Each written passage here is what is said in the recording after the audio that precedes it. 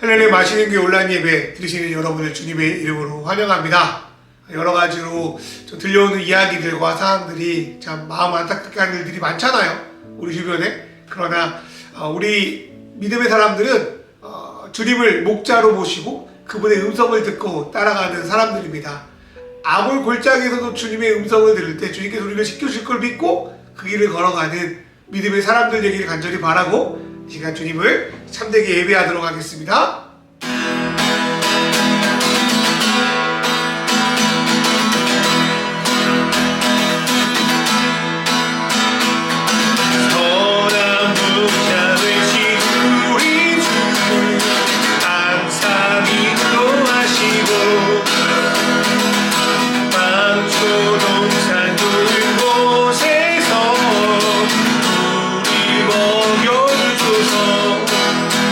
선한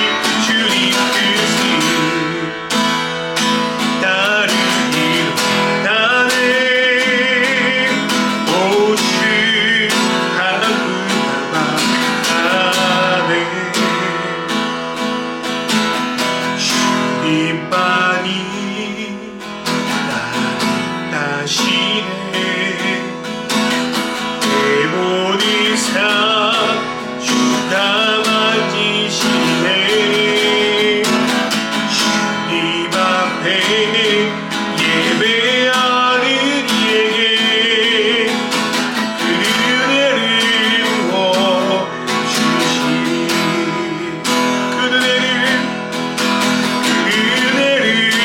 부어 주시니 그 은혜를 부어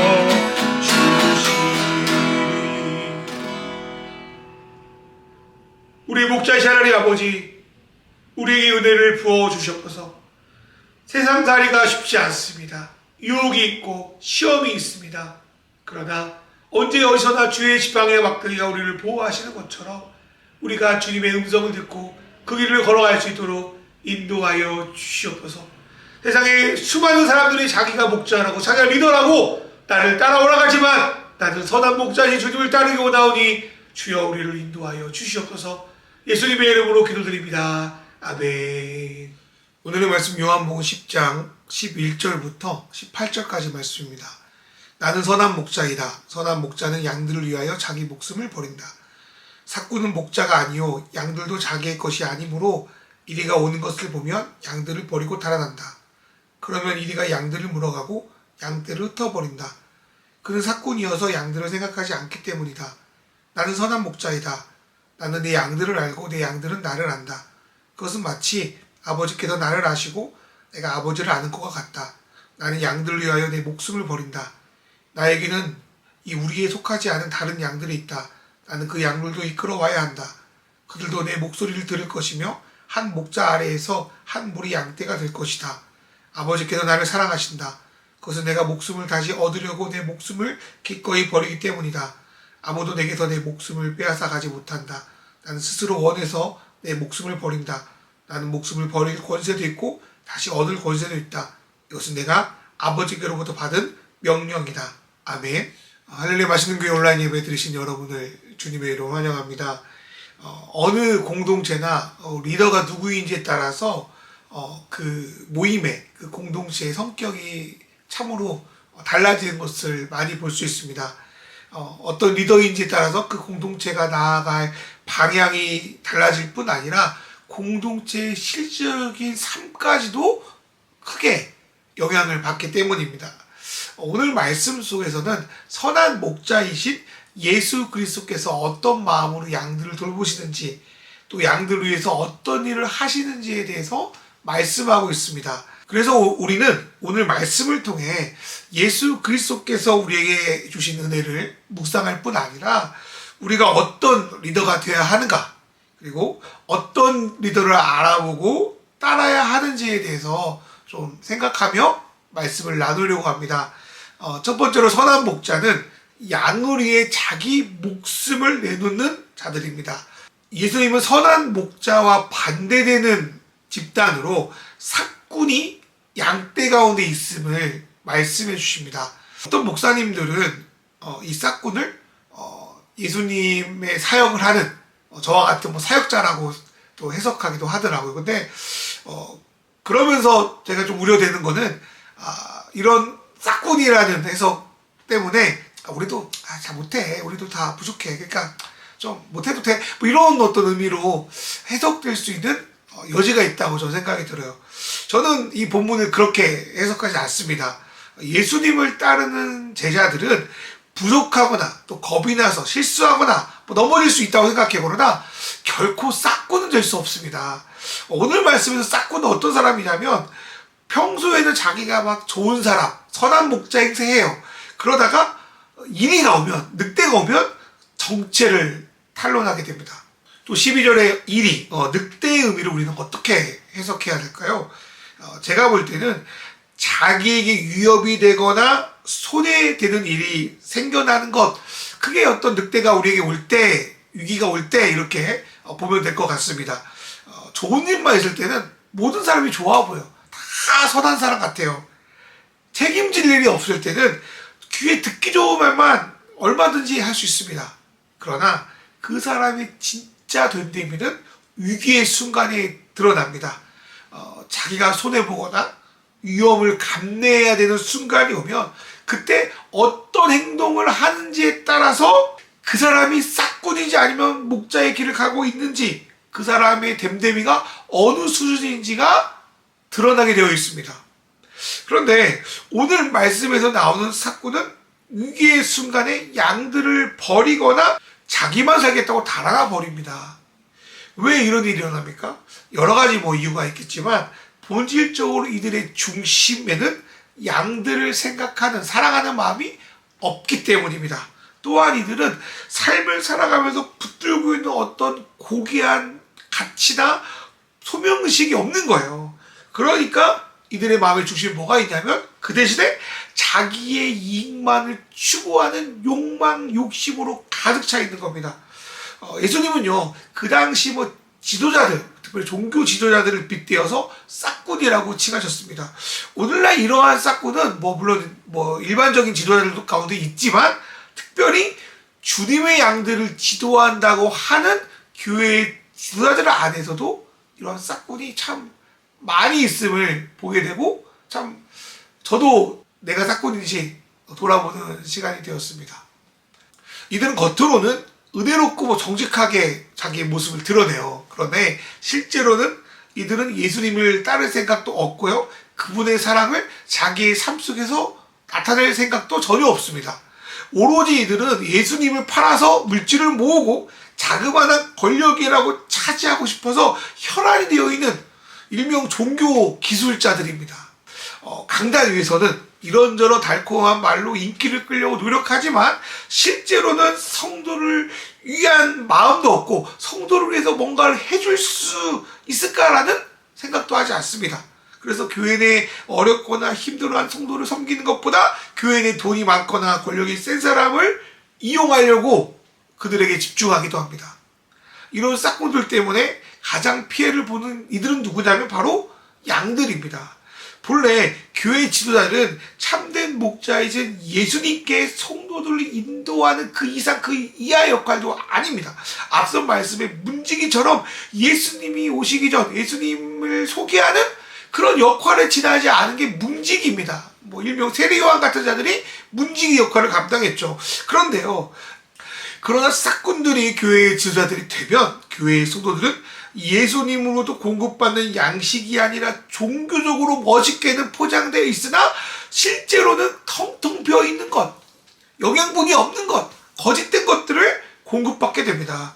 여러분, 그렇게 되면요, 영적 건강이 상할 뿐 아니라 주변의 다른 사람에게도 잘못된 신앙의 모습, 잘못된 믿음의 모습을 보여줄 수밖에 없습니다.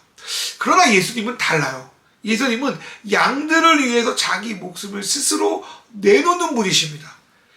그렇게 자기의 목숨을 드림으로 양들의 생명을 살릴 뿐 아니라 결국 예수님 자신도 부활로서 다시 살아나십니다. 이게 그리스도교의 아이러니고 십자가의 비밀이라고 저는 믿습니다.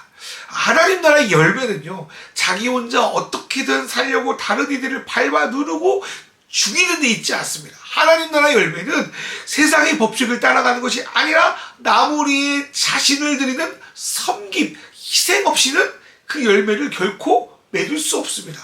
예수님이 이 땅에 오신 가장 궁극적인 목적은 바로 우리를 위해서 죽으시기 위함이었습니다.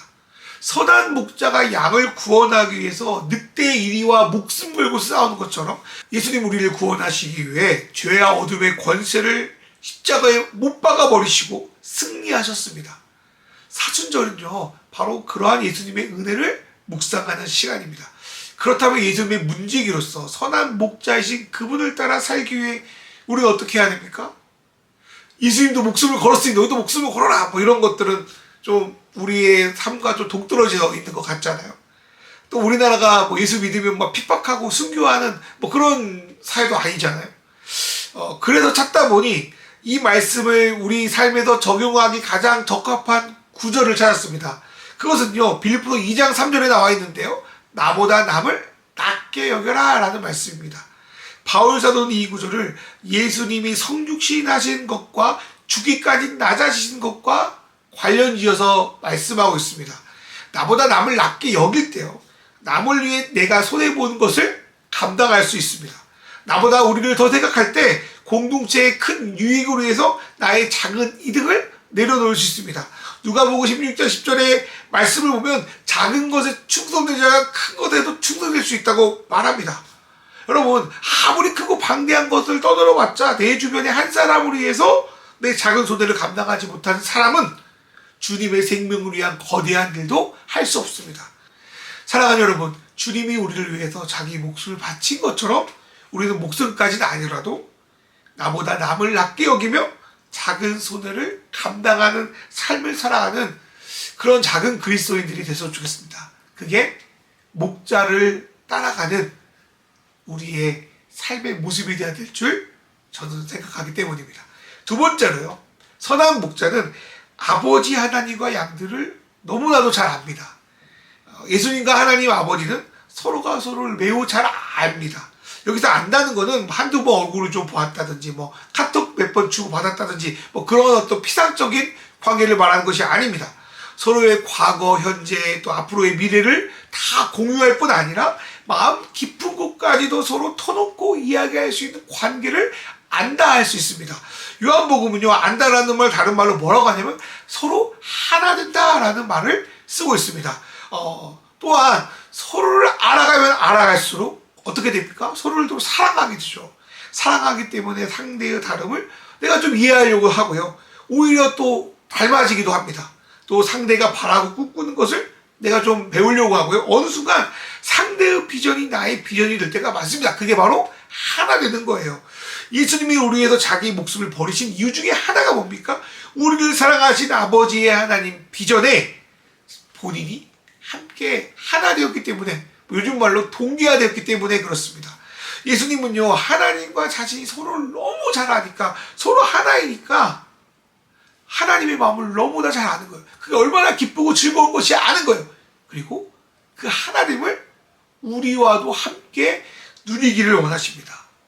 그리고요, 믿음의 사람들 사이에서도 그런 하나님이 넘쳐나기를 또한 바라고 계십니다. 그렇게 우리는 예수님이 우리를 하나 되게 하신 것을 힘써 지켜 다른 이들을 이해하고 받아들이는 것에 힘써야 될 줄 믿습니다. 그러나 세상은 어떻게든 다른 사람과 우리가 하나 되지 못하게 방해합니다. 사람들은 어떻게든 자기가 다른 사람보다 높고 우월한 위치에 있기를 원합니다. 그래서 성, 재력, 능력, 외모, 학벌, 직장, 그런 수많은 조건들을 따라서 다른 사람과 내 자신을 급을 나눠서 어떻게든 서로를 차별하게 하고 징후하게 만듭니다. 이러한 급 나누기는요, 개인의 차원을 넘어서 집단 간의 갈등으로 키워지기도 하고요. 일부 사람들은요, 자신의 이익을 위해서 이러한 차별을 조장하기도 합니다. 그런데 불행하게도 이러한 일은 믿음의 공동체에도 너무나도 많이 일어납니다. 서로를 이해하고 용서해야 될 곳이 서로를 대한 혐오를 조장하고 미움의 대상을 끊임없이 양상하고 있다는 것에 참으로 안타깝고 실망감을 느낄 때가 많아요. 하지만 예수님은 결코 차별을 조장하는 분이 아닙니다. 예수님은 예수님과 우리 사이를 가로막는 수많은 차별의 벽들을 뚫고 우리에게 오셨습니다. 높은 곳에서 낮은 우리를 바라보는 것이 아니라 우리와 직접 눈을 맞추려 이 땅에 오셨습니다. 겉으로만 관계 중심, 사랑 중심 외치고 사람들과 대면대면한 관계, 피상적인 관계, 그런 관계를 맺는 것이 아니라 우리와 하나 되기 위해서, 우리와 진짜 사랑하기 위해서 이 땅에 오셨고 지금도 성령을 통하여 우리와 하나 되기 위한 사역들을 감당하고 계십니다. 우리는 그런 예수님을 선한 목자라고 할 수 있습니다. 그리고 우리도 그분의 제자로서 다른 사람을 이해하고 자신의 모습을 솔직히 드러내는 진실된 관계를 맺는 일에 힘써야 될 줄 믿습니다. 세 번째로 선한 목자는 지금도 잃어버린 양을 찾고 계십니다. 예수님 당시 유대인들은 하나님께서 자기 백성으로 삼는 양들은 자신들 뿐이라고 생각했습니다. 이방이나 사마리아인은 물론이고 같은 유대인들 안에서도요, 자기들이 세워놓은 기준에 합당하지 않으면 죄인이라고 이제 프레임을 씌우고요, 그들이 하나님의 양들 자격이 없다고 주장합니다. 그러나 예수님은 다르셨어요. 예수님은 지금은 우리에게 속하지 않았고 뭔가 자격이 없어 보이더라도 언제가 양으로 부름받을 이들이 있다는 것을 말씀하고 계십니다. 그래서 지금 유대인들만 듣고 있는 것 같은 예수님의 살아있는 메시지 음성이 곧 그들도 듣게 될 것이고요. 한 목자이신 예수님께 속한 양떼가 될 거라는 예언을 하십니다. 예수님의 예언은요, 예수님의 승천 후 성령 강림을 통하여 본격적으로 이루어지기 시작했고요. 오늘날 한국에까지 그 음성이 전달되어 비록 인종과 사는 시대가 다르지만 저와 여러분에까지도 그 복음이 전수되었습니다. 그리고 이 복음은 시대와 상황을 넘어 어떤 형태로든 예수님 오실 때까지 전해지고 증거돼야 될 줄 믿습니다. 그리고 예수님은 그 당신의 음성을 예수를 믿고 먼저 음성을 들은 저와 여러분을 통하여 이 땅 가운데 들려주고 싶어 하십니다. 그런데 이 시대 그리스도인들이 세상에 1세기 예수님이 전하셨던 그 생명의 메시지를 제대로 잘 전달하고 있는가에 대해서는 좀 의문이 생깁니다. 예수님의 말씀은 좁은 길로 가라 했는데요. 많은 이들은 넓은 길을 복음으로 포장하고 전합니다. 예수님은 90마리의 양을 놔두고 잃어버린 한 마리 양을 찾는 그러한 음성을 전하셨는데 요즘 교회 밖 사람들이 느끼는 교회에 대한 이미지는 잃어버린 자들에 대한 사랑이 아니라 기득권을 위한 사랑, 혐오와 편견으로 가득한 메시지를 전하는 집단처럼 보일 때가 많습니다. 이러한 안타까운 상황 속에서 때론 광야에 외치는 소리처럼 허공을 만드는 것 같아도 어떤 형태로든 시대와 상황에 맞게 오늘날 그분의 음성을 제대로 이해하고 들려주는 일들을 우리도 멈추지 않아야 되는 줄 믿습니다. 이러한 것이 바로 성육신적인 선교라고 저는 생각해요. 예수님은 하나님이시지만 인간의 몸을 가지고 이 땅에 오셨고요. 이 땅의 언어와 문화 속에서 하나님이 누구인지 그리고 하나님 나라가 어떠한 모습인지를 제대로 전해주셨습니다. 성육신을 통해서 말이죠. 그렇다면 우리도요, 오늘 우리의 상황 속에서 예수님의 음성을 양으로 많이 전하는 게 중요한 게 아니라 제대로 들릴 수 있도록 들어야 될 줄 믿습니다. 먼저 복음이 아닌 다른 것으로 포장되고 덧입혀진 그런 어떤 가짜 예수님이 아니라 진정 성경을 통하여 들려지는 진짜 예수님의 모습을 들려줘야 됩니다. 그리고 그분이 누구셨는지, 어떤 성품을 갖고 계신지, 어떤 시선으로 타인을 바라보셨는지, 어떻게 말씀하시고 행동하셨는지, 또한 그분이 무엇을 위해 오셨고 무엇을 꿈꾸셨고 우리를 위해서 무엇을 하셨는지에 대해서 우리는 제대로 들어야 됩니다. 오늘날 우리가 그분의 음성을 진짜로 이 땅 가운데 들려줄 때 양이 그 음성을 들어요. 여러분, 양은요 교회 안에만 있는 거 아니잖아요. 교회 안에 있어도요 양이 아닌 사람도 있고요, 교회 밖에 있어도 지금 우리에게 지금은 속하지 않았지만 예수님이 택하신 양들이 있다는 거예요. 저는 이 시대 사람이 강박해가지고 복음의 메시지를 듣지 않는다고 생각하지 않아요. 오히려요, 먼저 믿은 우리가 제대로 된 메시지, 예수의 음성을 주변에 들려주고 있지 않기 때문에 주님이 택한 양들이 반응하고 있지 않다고 저는 생각합니다. 성경의 예수님은요, 고아와 가부, 가난한 자와 병든 자를 국률이 여기셨잖아요. 우는 자의 눈물을 닦아주셨잖아요. 억울한 자들의 시련을 회복해 주신다고 약속하셨잖아요. 불의와 야만이 아닌 정의와 사랑이 통치하시는 나라를 약속하셨잖아요. 이 메시지를 우리가 들을 때 그 당시에 하나님께 속해 있다 자랑하던 성전의 지도자들이 예수님께 등을 돌려버려요. 그런데요, 죄인이라고 쓸데없다고 장애인이라고 하는 이들은 그분의 음성을 듣고 그분 앞에 나옵니다. 여러분, 메시지는 단순히 문자를 읽는 게 아니에요. 보고 읽는 게 아니라 그 시대와 공감하고 우리의 시대에 어떻게 적용해야 될지를 생각하고 고민하고 나눠야 됩니다.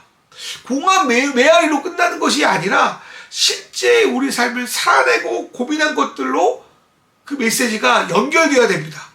예수님은 그러한 메시지를 전하셨어요. 그렇다면 오늘날 이 예수님의 메시지가 그리스도 안에서 제대로 들려지고 또 전파되고 있는가? 이런 걸 좀 고민하다가 최근에 기도제 공격이라는 또 신조어를 들었어요. 무엇인지 찾아봤더니 진보적인 20, 30대 여성을 중심으로 아침과 저녁 시간에 뭐 해당 커뮤니티에 들어가서 댓글을 올리든지 뭐 진짜로 기도를 하든지 이 나라와 이 세태를 위해서 기도하는 글을 올림으로 마치 해커들이 막 디도스 공격으로 막 어떤 적군의 세력들을 막 망가뜨리는 것처럼 이 기도로 이 세상에 적폐를 혼쭐내겠다, 뭐 이런 언어로 좀 재밌게 기도스 공격이라고 한다는 거예요. 물론 뭐 이들이 드리는 기도가 우리가 믿는 그 하나님께 드리는 기도는 아니에요. 뭐 저마다 종교와 생각이 다르니까 뭐 이제 저마다의 생각으로 이제 기도를 하겠죠. 그런데요, 이들이 기도하는 내용을 보니까 가벼운 게 아니에요.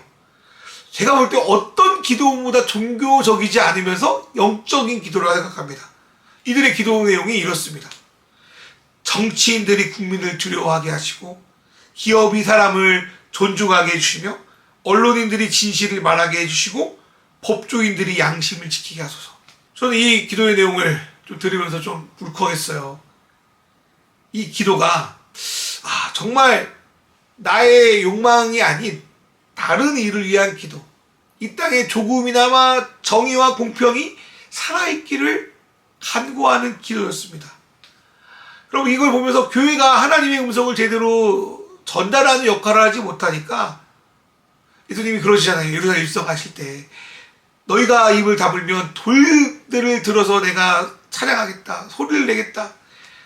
어쩌면은 우리가 주님의 음성을 제대로 못 내니까 교회 밖 사람들을 통하여 주님의 뜻을 소리치고 있지 않을까라는 생각이 저는 들었어요. 참 부끄럽고 그렇더라고요. 제가 느낄 때 이 기도문을 보면서 교회 안에서 하나님 아버지라고 부르면서 실제로 수많은 어떤 미사 어구를 써가면서 결국 자신들의 영달을 또 물질적인 축복을 강구하는 그런 기도, 또 가짜 뉴스를 만들어서 순진한 양들을 선도하는 기도, 그런 기도보다 이 기도가 참 은혜롭고 또 영적 기도로 저는 느껴졌어요. 비록 기독교의 기도는 아닐지라도 어떤 기도문보다 이 세상의 신음을 담고 있고 이 세상을 위한 중보를 담고 있습니다. 저는 오늘날 교회가 들려줘야 되는 음성이 바로 이러한 음성이라고 저 생각해요. 참 부끄럽죠. 목사로서 영적인 메시지가 아니라 종교적인 메시지로 내 말과 내 삶을 채우고 있는지 반성하게 됩니다. 예수님처럼 시대와 함께 울며 약한 자를 위한 메시지가 아니라 전혀 공감하거나 이해할 수 없는 그런 말들을 전했는가 반성해 봅니다.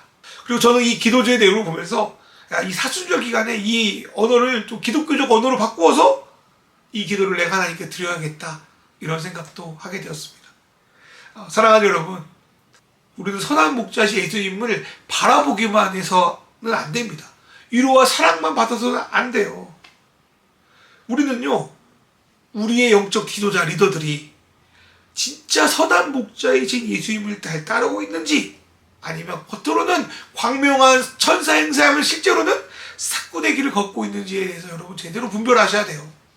그리고요, 선한 목자이신 예수님을 따라서 주님의 일을 위해 손해도 좀 당해보고, 공동체의 하나님을 위해서 이름도 없이 빛도 없이 좀 애써보고, 또 내 주변에 잃어버린 양들에게 진정 주님의 소리를 드러내는 삶을 살아내야 합니다.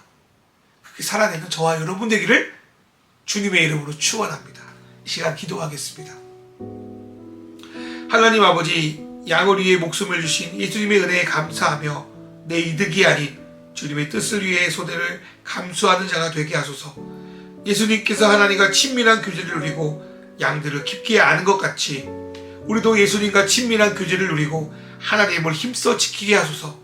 겉으로는 기독교인이라 하면서 세상의 메시지를 전하는 일이 되지 말고 진정 이 시대를 향한 예수님의 음성을 잘 분별하고 그 메시지를 양들에게 전하는 자들이 되게 하소서. 우리나라가 정의와 사랑을 추구하는 나라 되게 하시며 고통받는 우크라이나 시민들을 도울 수 있게 우리를 사용하여 주소서. 이 시간 우리 통성으로 같이 기도하겠습니다. 주여.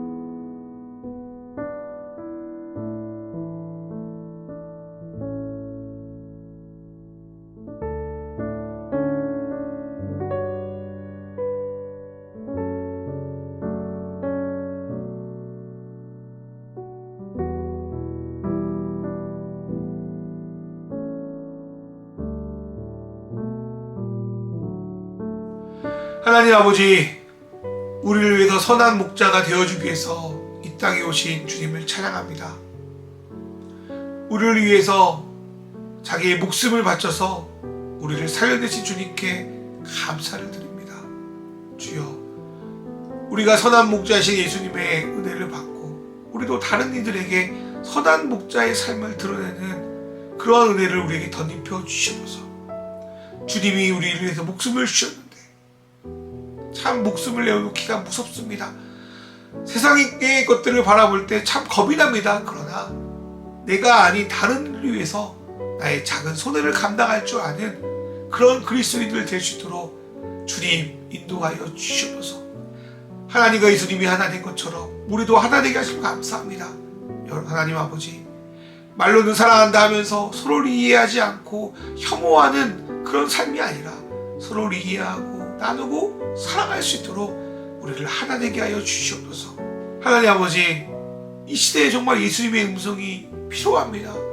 교회가 음성을 제대로 전하지 않으니까 하나님은 교회 밖 사람들을 통하여 주님의 음성을 대신 외치고 있다고 저는 생각합니다.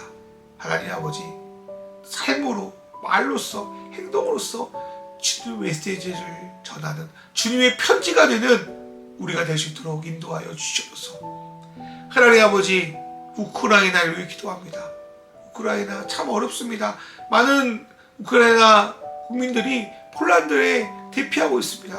하나님, 마시는 교회가 작지만 이들을 도우려고 합니다. 하나님 열어주시옵고, 하나님 귀한 예물을 드리오니 이 예물이 하나님 나라의 사랑과 의를 드러내는데 사용될 수 있도록 인도하여 주시고, 우리 이 영상을 통해 예배하는 모든 믿음의 자녀들 하나님께서 축복해 주셔서 언제 어디선든 그리스도인의 자존감을 버리지 않고 오늘 말씀처럼 그리스도인의 음성을 들려주는, 오늘 말씀처럼 선한 목자의 삶을 살아가는, 따라가는 그런 믿음의 자녀들 될 수 있도록 인도하여 주시옵소서. 이 모든 말씀 우리 주 예수 그리스도의 이름으로 기도드립니다. 아멘. 이제는 우리 주 예수 그리스도의 은혜와 하나님 아버지의 사랑과 성령님의 인도하심이 이제 선한 목자 예수님의 은혜를 누리고 선한 목자 예수님의 삶을 따라가기로 결단한 믿음의 자녀들 머리 위에, 마시는 교회 위에 이제부터 영원히 함께 하시기를 간절히 축원하옵나이다. 아멘.